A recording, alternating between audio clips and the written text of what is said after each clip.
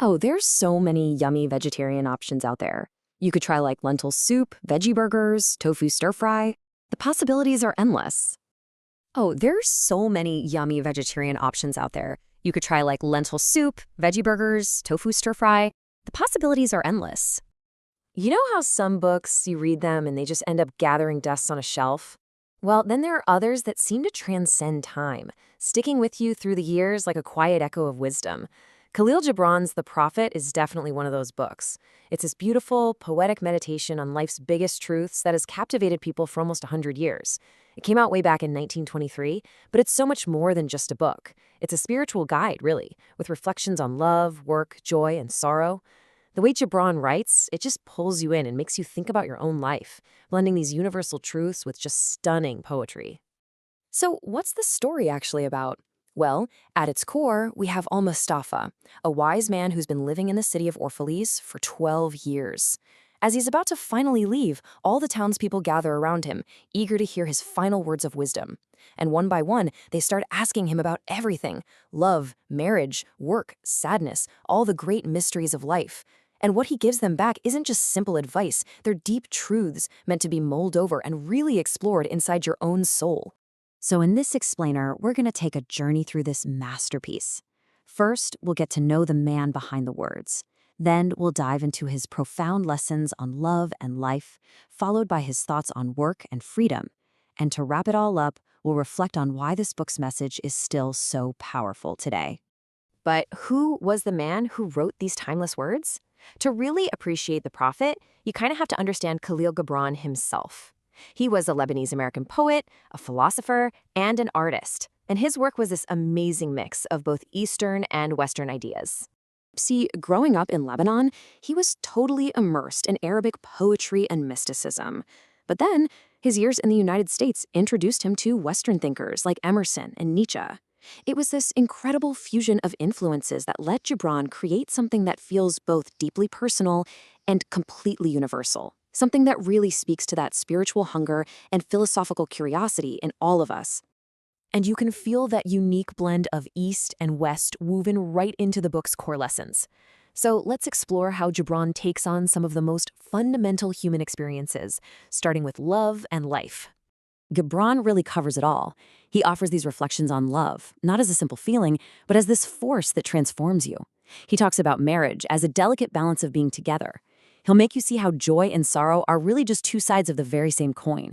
And he totally redefines how we think about work, children, freedom, and even death itself. Let's start with love, because Gibran's thoughts on it are some of the most cherished parts of the book. He doesn't describe love as just romance. To him, it's this powerful, almost elemental force that refines and elevates your very soul. He says love isn't meant to make you comfortable. It's meant to lift you higher. He wants us to embrace it completely, even the painful parts, because love is the ultimate teacher that shapes us into who we're meant to be. This whole idea of growth over possession is captured so perfectly in his words. Love gives not but itself, and takes not but from itself. Love possesses not, nor would it be possessed. I mean, those lines just completely challenge our usual ideas about attachment, don't they? True love, Gibran says, doesn't try to control. It tries to uplift. And Gibran takes this powerful idea of non-possession and applies it right to marriage. He advises couples to cherish their bond, of course, but to never, ever lose themselves in it.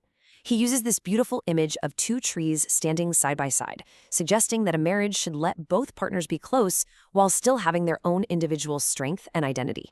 It's such a simple but incredibly profound piece of wisdom. Let there be spaces in your togetherness. It really speaks to this paradox you find in any deep relationship, the idea that true closeness is actually strongest when each person has the space to grow on their own. Now, this might be one of the most profound sections in the entire book, Gibran's take on joy and sorrow. He reminds us that they're inseparable, that the deeper our sorrow goes, the more capacity it carves out inside us for joy. He writes, "Your joy is your sorrow unmasked, and the self-same well from which your laughter rises was oftentimes filled with your tears." This insight feels so important, especially in a world that's constantly chasing happiness while trying to avoid pain. Gibran understood something that modern psychology often confirms. Sorrow isn't something to be afraid of. It's a crucial part of life, and without it, our joy just wouldn't be as deep. So just as Gibran reshapes how we think about our own inner emotional world, he offers equally profound insights into the big pillars of our everyday lives, our work, our families, and our sense of freedom. Here, Gibran completely transforms the way we look at labor. He says that when we approach our work with real passion and dedication, it stops being a burden and becomes an act of creation, an act of service. He really pushes us to find joy in our daily tasks, to see them as chances to grow, not just obligations we have to get through. He doesn't see work as just a way to survive. He sees it as an expression of love and purpose. And he boils this entire philosophy down to one perfect, beautiful line: work is love made visible. This same philosophy extends to his view on parenting, where he really challenges that traditional idea of ownership. Instead of seeing kids as just extensions of their parents, Gibran sees them as independent souls on their own unique journeys. He encourages parents to be guardians, not governors, to nurture their kids without trying to own their destiny. And in what is maybe one of his most famous passages ever, he declares, "Your children are not your children. They are the sons and daughters of life's longing for itself." And what about freedom? Well, Gibran reminds us that true freedom isn't just the absence of rules. It's the presence of deep self-understanding. He warns against fake ideas of liberty and pushes people to break free from the limits they put on themselves. He says, "You shall be free indeed when your days are not without a care, nor your nights without a want and a grief." For him, freedom isn't found by escaping responsibility, but by embracing life completely with all its highs and all its lows.